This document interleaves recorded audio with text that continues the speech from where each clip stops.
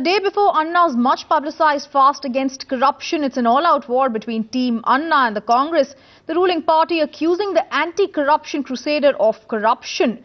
Quoting Justice Sawant Commission's report, but Team Anna has hit right back, saying the Prime Minister has lost an opportunity to take a stand against corruption. Let's go across to Kiran Bedi, who's joining us on the story. Ma'am, very clearly the Prime Minister making his views clear today. Less than 24 hours to go for the fast. The Prime Minister reiterates fasting is not the way to protest against the Lokpal bill. Sure, then what is the better way then? What is the better way but to fall in line then?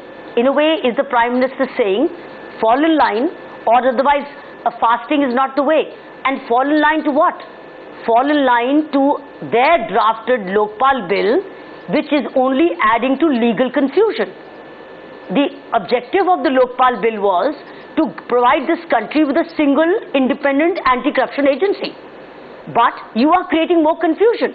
You create leaving the CBI under your control, which is their control, and you are barring the new Lokpal bill to look into any matter in the existing CBI. The entire corruption den, the bank of anti-corruption issues are all lying at the current CBI. So you saying leave that alone. Please sit down. You're disturbing me. Please sit down. You are saying that leave that CBI as it may and don't look into anything which is existing with the CBI. You were here to correct a single independent investigating agency. You're creating two agencies. You are leaving one which was already ailing, and you're creating one insufficient agency which has nothing to do with the common man. The earlier CBI can cover from Joint Secretary to a Patwari. You're creating a Lokpal which is only limited to the Class 1 officers, which excludes the PM, which excludes corruption on the floor of the House, which excludes judiciary, which excludes all lower ranks. What is this Lokpal including? So you are saying you don't fast. That's not the way to do it. But fall in line. Accept the kind of Lokpal we are giving you, and because now it's before the Parliament. I want to know, the numbers are with you. You will finally, in the end, pass it as per the numbers. We are saying reintroduce the bill. Please, if you're really sensitive to people's sentiments, listen to them. They have rejected your Lokpal. The people of this country have rejected this Lokpal. People means the people outside the Parliament who have voted the people into Parliament have rejected the Lokpal. Survey after survey is showing rejection. Are you not concerned with people's rejection? After all, you have to go back to the same people 2 years after. Today you are rejecting their voice. Tomorrow they can reject you then. Then say you rejected our voice 2 years ago. Today we reject you. The problem is that this country has a right to vote. It does not have a right to reject. The day we have this right to reject, I think this voice will matter then. It's also coming at a time when very clearly the Prime Minister, speaking extensively on the Lokpal bill today in his speech, very clearly reiterated fasting is not the way to go ahead with the demands. Also, like you said, rightly stating or making his view clear that the judiciary should also be out of the Lokpal ambit. We had said that when the Team Anna was with the Joint Committee. Team Anna had said that if that is the objection, then bring an effective joint accountability bill, a judicial accountability bill, and run and draft it parallelly so that everybody comes under the bill, either under Lokpal or under joint judicial accountability bill. But they did not do that. But however, this is open. This was already stated by the Team Anna that if you don't want to bring judiciary under the Lokpal, then make an effective joint accountability bill and judicial accountability bill. But the kind of judicial accountability bill, to my mind, which has been drafted, is not dealing with the corruption of by the judiciary. It's only dealing with misbehavior. It's misdemeanor, it's misbehavior, and secondly, it's within the judiciary. Means if a particular judge of the High Court is accused of misbehavior or corruption, then his brother, 2-3 brother judges assess him, and then it goes on appeal. So it's all within the same community. So we said create an effective judicial Lokpal so that it's covered. That's all we were saying. We didn't say insist on that no, it must come under the Lokpal. We had said that bring the parallel law effective bill alongside. But the point is, we have also been saying that there is nothing for a common man. The Lokpal is not only to include the PM. The Lokpal is not only for judiciary or the MPs on the floor. Lokpal is for common people. When everybody is involved, everybody is impacted, we are saying, what is it for common man? You are excluding every rank below Joint Secretary, and you're not taking it to the ground level, whereas your Government of India schemes are going up to the village. Your entire Government of India schemes which are going to be implemented involves Government of India officials as well. Where are they? They're not covered. So that means you are allowing so much of pilferage, and you're not giving a voice to a common man who is voicing, not voting. A common man is voicing against the Sarkari Lokpal bill. And the PM says, you have no right to fast, but fall in line. So it's an imposition of a bill which people's voice, not people's vote. People's voice is rejecting repeatedly through seminars, referendums, and etc. Your newspapers are showing it repeatedly.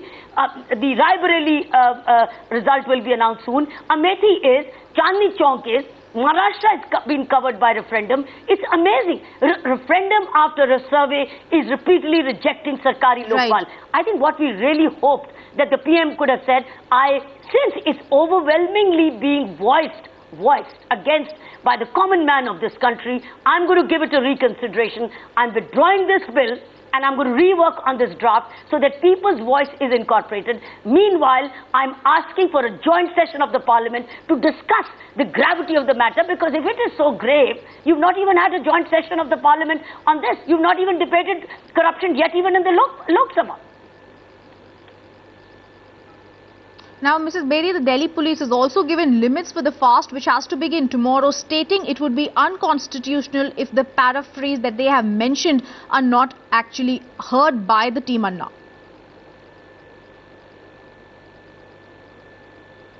I didn't understand your question.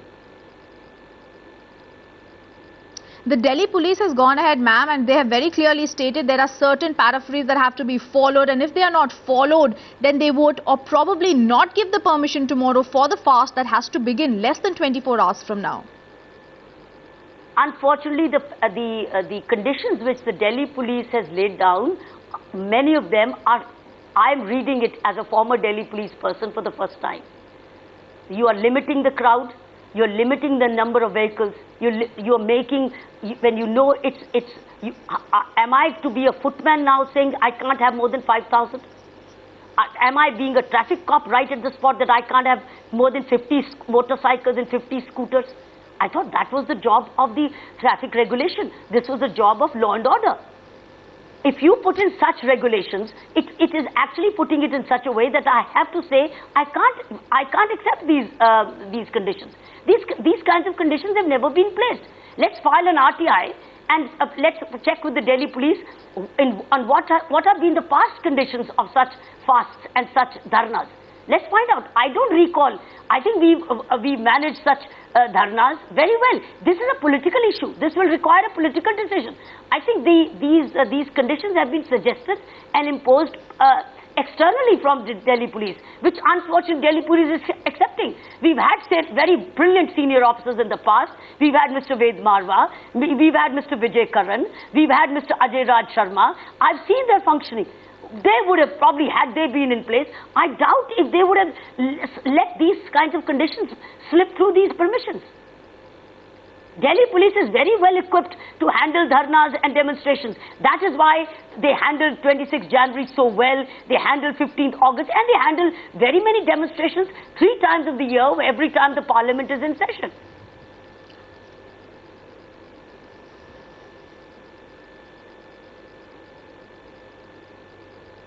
All right, Kiran Bedi, thanks very much for joining us. Now, also Congress leader Ambika Soni spoke exclusively to Times Now on this entire controversy, on this entire war between Team Anna and the Congress government.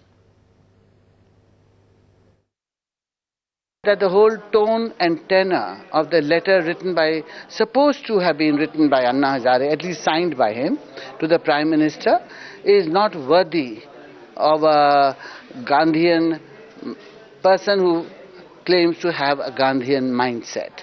And Mahatma Gandhi would never have questioned the patriotism of anyone, much less of a Prime Minister.